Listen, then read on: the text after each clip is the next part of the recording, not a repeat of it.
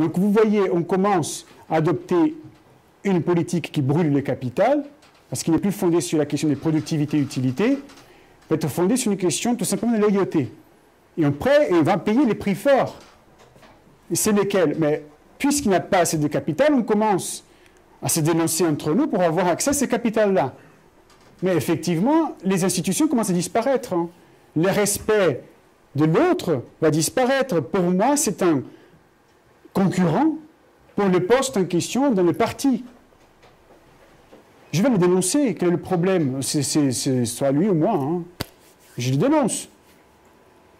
C'est les cas. Jusqu'aujourd'hui, à Cuba, c'est ça. Mais là, nous avons des amis qui ont vécu ça. À Cuba, c'est comme ça jusqu'aujourd'hui.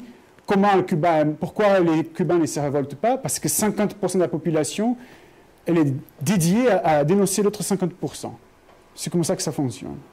Et le résultat, c'est celui-là. Cuba était un des pays les plus riches de l'Amérique latine à l'époque. Maintenant, c'est rien. Ouais, ils savent lire et écrire, mais c'est super, mais ils ne peuvent pas lire. C'est interdit. Ça ne sert à rien. C'est du capital gaspillé, justement. C'est du gaspillage. Ça ne sert à rien. L'épargne est le pilier de la civilisation humaine, de la croissance, de l'économie, de tout. L'épargne, c'est tout. Le capital, c'est tout. Et il faut, justement, pourquoi on ne fait pas attention au capital, en fait, à l'épargne brute de l'économie? Parce que les systèmes des comptes nationaux, tels qu'on l'utilise aujourd'hui, ont été créés par des keynésiens. Et donc, on va faire attention uniquement à cette partie de la production qui est dédiée exclusivement à la consommation finale. Donc, quand on voit qu'il y a une baisse de la consommation finale, non à cause d'une liquidation du système, mais parce qu'on épargne plus, on va dire crise. Quand en réalité, peut-être c'est que de l'épargne. On va épargner plus pour justement ajouter plus dans la consommation intermédiaire, mais que c'est égal à ça. Donc il y aura toujours une consommation dans les systèmes.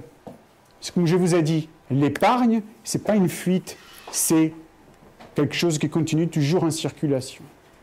Merci.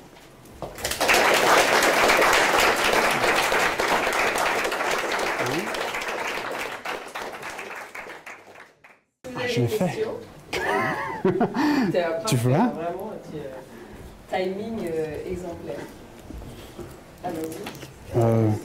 Bon. En détail sur la problématique des produits dérivés. Vous aviez tout à l'heure considéré ça comme un produit qui naît d'une intervention étatique, pour répondre à un problème posé par une intervention étatique et qui répondrait pas à un vrai besoin qui existerait dans une société libre. Est-ce que c'est ce que j'ai bien compris? Ouais, j'ai dû passer un peu vite sur ces points-là. Donc, est-ce que les dérivés n'existeraient pas dans une société libre, et seulement dans une société où il y a intervention de l'État et injection monétaire? Non, ils existeraient toujours. De toute façon, la titrisation, par exemple, elle a toujours existé, bon, toujours, au moins depuis 2 siècles, je crois. Darty l'a toujours fait, hein. Peugeot aussi, Michelin aussi, pareil, avec la banque Peugeot, banque Michelin. Ils font de la titrisation auprès de leurs clients. Quand on achète plusieurs fois, c'est le cas. Les options, elles auraient pu apparaître éventuellement. Je crois qu'il y a eu quand même dans l'histoire des contrats où j'avais l'option d'acheter telle chose ou non. Ça a toujours existé, mais ce que je dis, c'est que ces produits existent pour faire face à un risque d'insolvabilité ou un risque de variation des prix. Dans un système où c'est plutôt facile à connaître l'offre monétaire dans l'économie, avoir plus de certitude sur ce point-là, il serait moins nécessaire d'acheter ce genre de produits. De toute façon, on aurait beaucoup moins de peur à faire des investissements et dédier une partie de notre capital à ce genre de choses. Je vais vous donner un exemple. Quand on investissait en Argentine ou au Brésil à l'époque inflationniste, qu'est-ce qui se passait? Je mettais mon argent là-bas en monnaie locale, même si j'ai gagné 50%, j'avais le risque de revenir avec zéro, bon, pas zéro, mais à cause de la dévaluation cambiale. Donc, imaginez, je pouvais faire des revenus, avoir un rendement de 50%, et je pouvais tout perdre. Donc la quantité de devises que je devais acheter dans les marchés avec des contrats forward, dans les marchés dérivés et marchés futurs, était énorme. Donc probablement la moitié de mon capital était dédié uniquement à la production réelle et tout le reste à me couvrir. Je crois que dans une économie où il n'y a pas de manipulation monétaire, les besoins pour ces produits-là seraient beaucoup plus bas. Ils seraient toujours présents, c'est vrai, mais beaucoup plus bas. D'autres questions? Oui, un argument qui est souvent utilisé par les keynésiens, qui est peut-être un des moins mauvais, c'est mais il y a une crise et donc on a 15% de chômage, le taux d'utilisation des ressources est de 75%, il y a des ressources inutilisées et donc le plan de stimulus, que ce soit sous forme de déficit budgétaire ou d'inflation, ça va peut-être redistribuer les richesses, mais au moins ça va augmenter la production nationale puisqu'on va enfin utiliser cette main-d'œuvre et ces usines vives, etc. Alors, qu'est-ce qu'on répond à ça? Est-ce que si l'État utilise une politique d'incitation à l'utilisation des ressources oisives, est-ce qu'on y gagne quelque chose quand même? Ouais. La réponse est, comme nous avons dit avant, ce n'est pas parce que l'État construit une route qu'il a produit quelque chose. Il y a utilité pour certains usagers, est-ce qu'il y aura utilité pour toute l'économie? Et c'est ça ce que je ne vois pas où vraiment on peut sortir cette utilité seulement parce qu'il y a un usage de quelqu'un, l'État par exemple, de ces ressources oisives. Est-ce que l'usage est justifié, oui ou non? Si l'État va tout simplement embaucher ces gens-là pour creuser des trous et les refermer après, ben, probablement ça ne sert à rien. On va tout simplement continuer à brûler du capital. L'État va s'approprier du capital qui est disponible, ce qui n'est pas vrai en plus, hein, mais bon, il n'y a pas de capital disponible parce qu'il y a disponible pour certaines personnes, mais pas pour tout le monde. Et les banques, elles n'ont rien de disponible, elles vont inventer un capital. Donc l'État va tout simplement continuer à brûler du capital réel dans le système. Je crois que l'argument keynésien, de certains keynésiens, qui est moins mauvais, c'est quand ils disent c'est bien d'inciter la consommation, les dépenses en consommation, parce qu'elle va augmenter alors les recettes des entrepreneurs et ils pourront investir plus. Mais là, ils entrent en contradiction. Parce que s'ils vont investir plus, c'est parce qu'ils vont retenir plus de profits pour les investir. Donc, ça revient à dire qu'effectivement, l'épargne, c'est les piliers de la croissance à nouveau, et ce n'est pas l'excès de consommation. Des questions? Qu'est-ce que vous répondez à ceux qui vous disent que tout votre système productif repose sur la consommation? Parce que pour passer de la période 2 à la période 3, vous avez établi un certain niveau de prix, un certain niveau de revenus. Vous adoptez une approche qui ressemble à celle de Jean-Baptiste Say.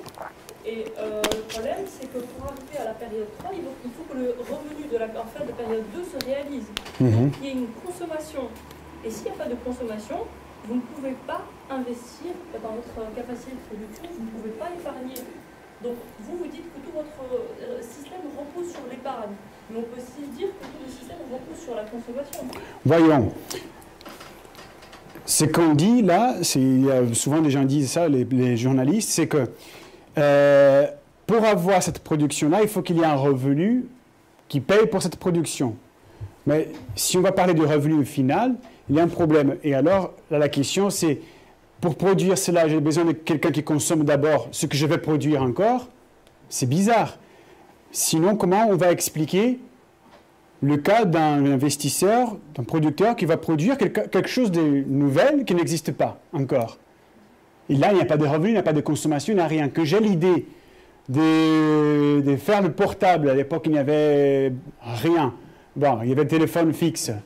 Je ne pensais même pas au portable à l'époque. J'ai l'idée de produire ces portables-là, téléphone portable, mobile, mais il n'y a pas de prix effectif dans le marché. Il n'y a rien.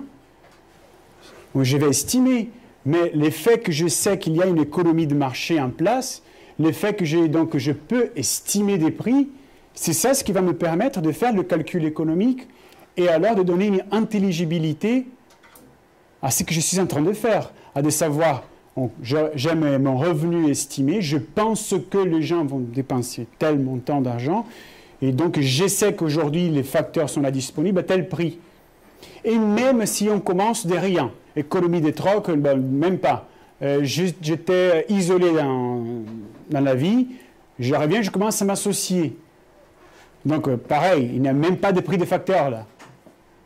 Donc, je vais faire pareil, puisque je sais qu'on va continuer à échanger avec mon partenaire. Donc, je vais estimer mon revenu et je demande tout de suite, tu veux combien pour travailler pour moi? Et ils ont forme un prix. La question pour les Autrichiens, c'est que ce n'est pas d'avoir des prix préalables, c'est d'avoir la capacité à déterminer ces prix-là et la liberté d'entrer dans des marchés, dans des échanges. C'est ça qui est important pour les Autrichiens. Parce que justement, s'il faut des prix préalables, comment on a commencé à leur produire? Parce qu'il nous faut des prix préalables. Donc je ne peux pas produire s'il n'y a pas des prix préalables. Mais des prix préalables impliquent qu'il y a eu un échange d'abord, et qu'il y a eu production d'abord. Donc on revient à un cercle vicieux. Donc en réalité, non. D'abord on estime et après c'est fait. Oui. Je veux juste ajouter une petite remarque pour compléter ta réponse. Alors, évidemment, consommation et épargne semblent être des termes corrélatifs, mais en même temps, on ne peut pas consommer quelque chose qui n'a pas été produit. Donc, il faut que ce soit produit pour pouvoir le consommer. C'est une première réponse. Et la deuxième est, pour pouvoir consommer, il faut avoir épargné avant. On ne peut pas consommer si on n'a pas épargné. C'est l'exemple que je donne en cours. Adam il est créé, il n'a rien. Mais c'est faux, Dieu a créé quelque chose, c'est son corps. Il peut toujours manger son bras s'il a faim. Mais il va l'épargner pour produire autre chose, chercher des fruits, tout de suite. Il peut se cannibaliser lui-même, c'est possible. Et là, il consomme son capital. Mais c'est une chose. Jean-Baptiste Say, il a dit une chose très claire. Ce n'est pas consommation qui précède la production, c'est désir de consommation implique alors épargne, investissement, production et alors consommation effective. Il ne faut pas confondre, et c'est ça le problème des keynésiens monétaristes, ils confondent désir de consommer avec la consommation effective. Donc c'est pour ça que c'est facile pour eux de confondre dépenses en consommation avec consommation effective. Parce que quand j'augmente mes dépenses en consommation, les signaux que j'envoie au producteur, ce produit m'intéresse, je paye plus pour ce produit-là. Donc il n'y a pas nécessairement plus de production à cause de ça. C'était l'entrepreneur après de décider, effectivement j'ai plus de revenus, je crois que ces plus de revenus va se maintenir dans le futur, donc il extrapole des prix, ce n'est même pas des prix réels avec lesquels il va travailler, et après donc il fait son investissement. Et c'est toujours ça, désir de consommer, épargne, production, et alors consommation effective.